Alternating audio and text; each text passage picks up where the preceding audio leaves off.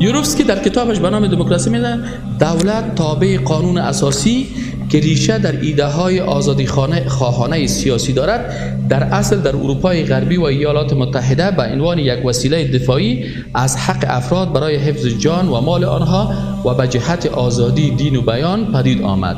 آزادی دین و بیان. آزادی دین چی معنی؟ یعنی آزادی دین صبح میتونی که هندو شوی، دیگر میتونی نصرانی شوی، شب میتونی که هیچ دین نداشته باشی.